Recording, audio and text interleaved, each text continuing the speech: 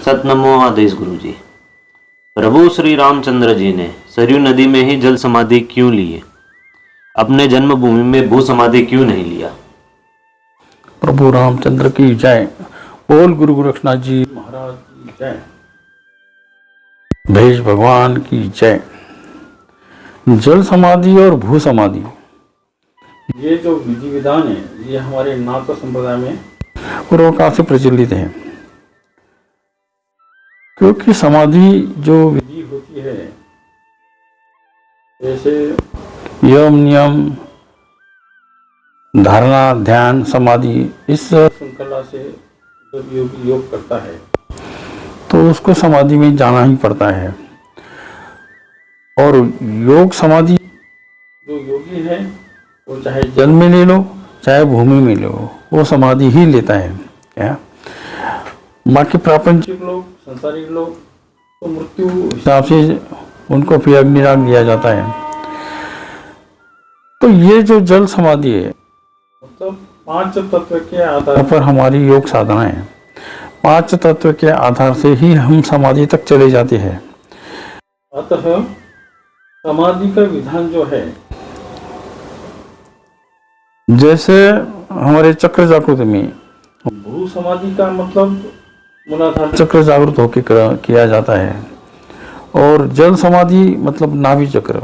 नाभि चक्र को निबंध चक्र होता है, तो उस चक्र को जागृत करके किया जाता है। और फिर इसी चक्र और तत्व के द्वारा ही आकाश तत्व होके वो मुक्ति का प्रत चला जाता है। क्या जैसे कुंडलिनी ब्रह्मांड में आ जाती है, तो हमारा जो प्राण है वो सहस्त्राकार चक्र में स्थापित किया जाता है समाधि के टाइम। और हमारे में क्या है, चाहे जल समाधि हो चाहे भू समाधि, उसमें ठिकरा रखते हैं के ऊपर। तो वो ठिकरा का अर्थ यही है कि जो प्राण सहस्त्राकार चक्र में आया है वो स्थित रहता है, और फिर जैसे ही मुक्ति का विधान आता है उस समय वो ठिकरा से वो प्राण बाहर निकल जाता है। अब ये विधि करने के लिए हमें प्राणायाम पर जरा जोर देना पड़ता है। 10 प्रकार के प्राणायाम है, और सारे प्रकार के प्राणायाम आना बहुत जरूरी है। और प्राणायाम सक्षम होने के बाद फिर जैसे योगी को जल समाधि लेनी है, तो उस जल समाधि में प्राण को धीरे करने का, जैसे कछुआ होता है, कछुआ जल के अंदर धीमी श्वास लेता है, जैसे जल में भी प्राणवायु होता है, लेकिन उसके लिए उस प्राणवायु को, उस ऑक्सीजन को लेने के लिए अपनी ही सांस क्रिया धीमी होनी चाहिए।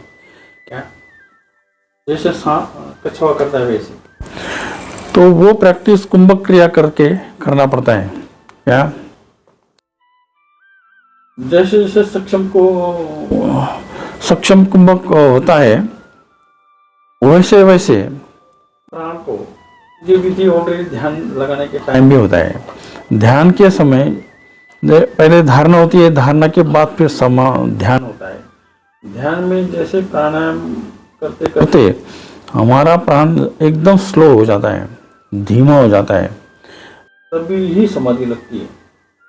बहुतांश लोग क्या करते हैं, बस सांस लेते हैं और जप करते हैं, फिर ध्यान करते हैं, तो वो तो एक क्रिया हो जाती है। लेकिन समाधि विधान के लिए जितनी सांस हमारी धीमी हो जाती है, उतना वो जल्दी समाधि में चला जाता है।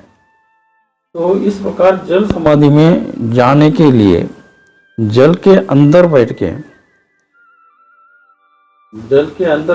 जैसे दुर्योधन ने किया था, दुर्योधन महाभारत में, तो दुर्योधन ने जैसे जल के नीचे जाके छुप के बैठ गया था वो, तो वैसे ही जल में साधना ये करके उससे समाधि विधान प्राप्त हो जाता है, तो फिर वो जल समाधि ले सकते हैं। उसमें ऐसा हमारे में जल गायत्री बोली जाती है,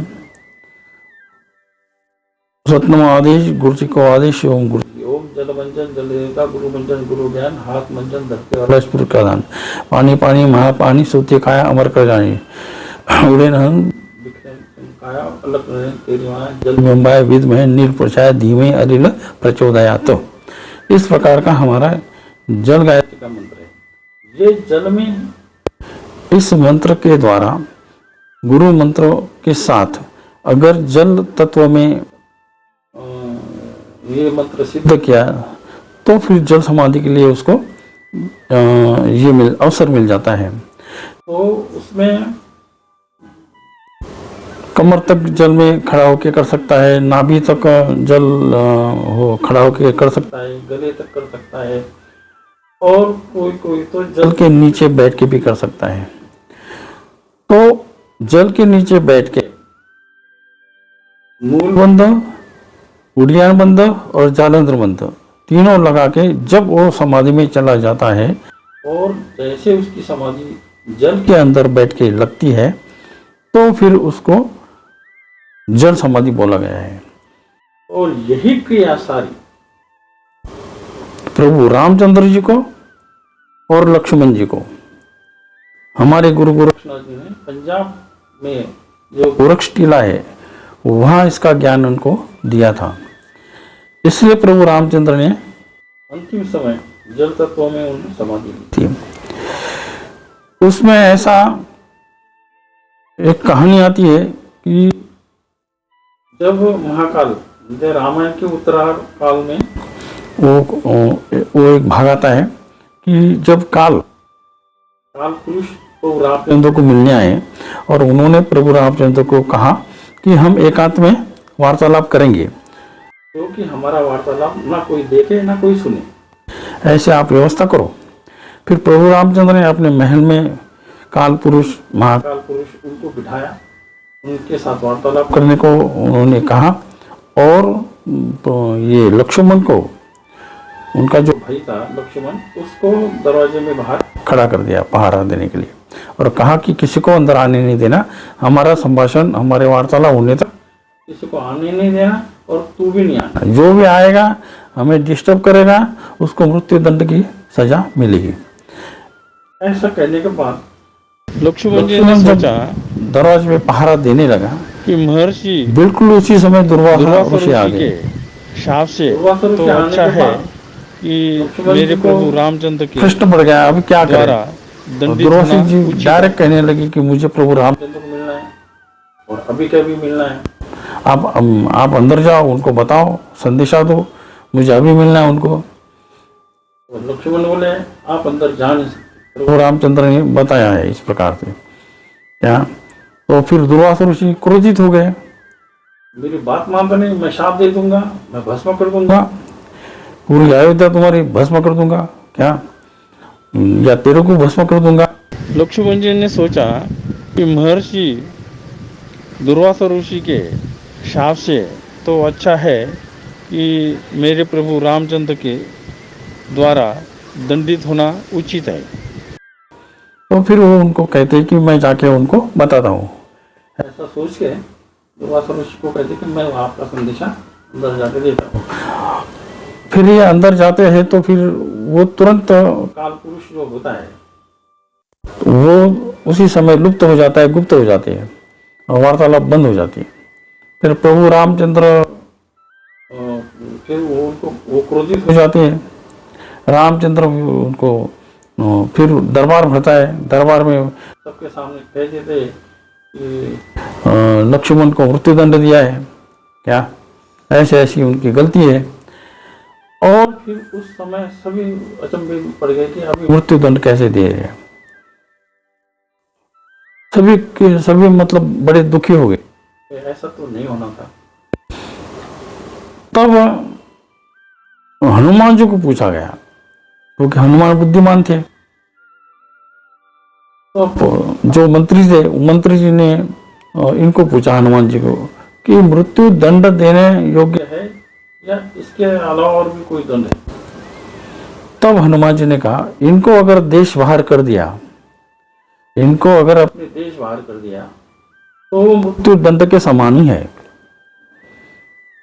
तो इस प्रकार फिर उनको दंडित किया जाता है लक्ष्मण जी को, तुम देश बाहर चले जाओ। क्या? इस प्रकार प्रभु रामचंद्र और उनकी जो मंत्रिमंडल होता है वो उनको देश बाहर की सजा दे देते हैं। फिर लक्ष्मण जी उस सजा को, उस दंड को स्वीकार करते हुए देश के बाहर आते हैं। वो सबसे पहले वशिष्ठ ऋषि को मिलते हैं, वो राजगुरु थे ना। वशिष्ठ गुरु को उन्होंने पूछा कि ऐसी ऐसी बात है और मैं दंडित हो गया। तो फिर वशिष्ठ ऋषि उनको कहते हैं कि तुम पश्चिम दिशा को पंजाब क्षेत्र में चले जाओ, वहाँ गोरक्ष टीला है। उस गोरक्ष टीले में एक महान गुरु गोरक्षनाथ जी वहाँ तपस्या कर रहे हैं, आप उनको मिलो। क्या? आपको वो मुक्ति का मार्ग बताएंगे। फिर लक्ष्मण जी वहां चले गए। बाद में जब प्रभु रामचंद्र को, फिर लक्ष्मण जी गोरख टीला में आके उन्होंने वो दीक्षा लेते, वहां दीक्षा लेके वो भी वहां साधना करना शुरू कर देते हैं। बाद में जब प्रभु रामचंद्र और हनुमान जी भी वहां जाते हैं तो उनको भी उपदेश देते। गुरु गोरक्षनाथ जी ने ये जल समाधि का सारा विधान बताया था। क्या? तो हनुमान जी, प्रभु रामचंद्र जी और लक्ष्मण जी, ये तीनों ने ही अभी गुरु गोरक्षनाथ जी से उपदेश लिया था, दीक्षा ली थी। लक्ष्मण ने नटेश्वरी पंथ बनाया था। जब लक्ष्मण जी को दीक्षा दी तो उनका नाम बाल गुंदाई नाथ रखा, जो कि उनका ही नटेश्वरी पंथ आज भी नाथ संप्रदाय में चल रहा है। प्रभु रामचंद्र ने राम के पंथ बनाया था। जब राम जी को दीक्षा दी तो उनका नाम श्री रामनाथ रखा और उनके नाम से आज भी राम के पंथ चल रहा है। और हनुमान जी ने ध्वज पंथ बनाया था। जब हनुमान जी को दीक्षा दी तो उनका नाम वीरबंख नाथ रखा, जिनका ध्वज पंथ आज भी नाथ संप्रदाय में चल रहा है। ध्वज पंथ, नटेश्वरी पंथ और राम पंथ, ये तीनों पंथ आज भी प्रमाण देते हैं कि प्रभु रामचंद्र, अपने लक्ष्मण जी और ये हनुमान जी, ये प्रभु गुरु गोरक्षनाथ जी को मिलने गए थे। उन्होंने गुरु गोरक्षनाथ जी मार्गदर्शन दिया। अब उस मार्गदर्शन से वहाँ कुछ दिन इन लोगों ने साधना की, जल तत्व की साधना की। और जल तत्व की साधना करके फिर उन्होंने, जैसे काल पुरुष ने बताया था प्रभु रामचंद्र को कि आपका समय पूर्ण हो गया है, आपको जाना है, उसी उद्देश्य से प्रभु रामचंद्र भी आए थे। जबकि वशिष्ठ ऋषि ने प्रभु रामचंद्र को भी बताया था कि आप भी गुरु गोरक्षनाथ जी के पास जाओ जहाँ लक्ष्मण गए हैं और गुरु गोरक्षनाथ जी के मार्गदर्शन ले लो। और अंतिम समय होता है, तो वो अंतिम समय कैसा सुखकारक होगा, मुक्ति कैसे मिलेगी, इसके बारे में गुरु गोरक्षनाथ जी आपको बताएंगे। तो उस समय गुरु गोरक्षनाथ जी ने जल समाधि के बारे में साधना करके किस प्रकार जल समाधि ली जाती है ये बताया था। अतः फिर उन्होंने अपने शरीर नदी में ही समाधि ले ली, साथ में लक्ष्मण जी ने भी ले ली। इस प्रकार हमारे नाथ संप्रदाय ने तीन समाधियों को उजागर किया है। आज भी जल समाधि और भूमि समाधि जीवित रूप से हमारे नाथ योगेश्वर साधना करते हुए लेते हैं और मुक्त हो जाते हैं। गुरुजी, एक प्रश्न और है कि प्रभु श्री रामचंद्र जी ने जल समाधि ही क्यों ली है और भूमि समाधि, या फिर जैसे हिंदू धर्म की मान्यता के अनुसार अग्निदाह भी तो होता है, तो वो उनकी जल समाधि ही क्यों ली गई है?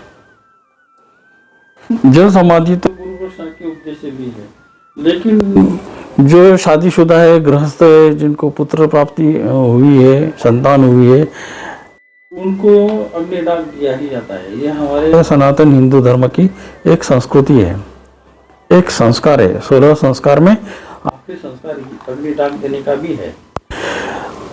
अतः प्रभु रामचंद्र ने जब गुरु गोरक्षनाथ जी से दीक्षा ली और लक्ष्मण ने दीक्षा ली, हनुमान ने दीक्षा ली, तो ये नाथ स्वरूप में आ गए।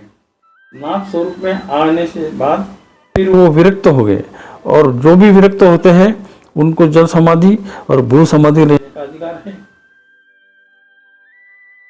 उसके पहले तो गृहस्थ थे, लेकिन जब अंतिम समय आ गया, जैसे संन्यास आश्रम बोलते हैं, जैसे ब्रह्मचर्य, गृहस्थ, वानप्रस्थ और संन्यास्त, तो जो संन्यास आखिरी समय ले लेते हैं उनको ये नियम लागू होता है कि वो जल समाधि ले सकते हैं, भू समाधि भी ले सकते हैं।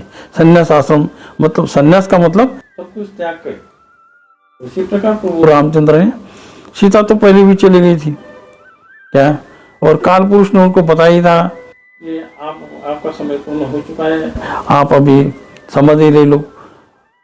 और श्री इन्होंने फिर गोरक्षनाथ जी से दीक्षा ली, नाथ संप्रदाय में दीक्षित हुए, अपने नाम के पंथ बना दिए, और फिर वो संन्यास हिसाब से उन्होंने समाधि ले ली।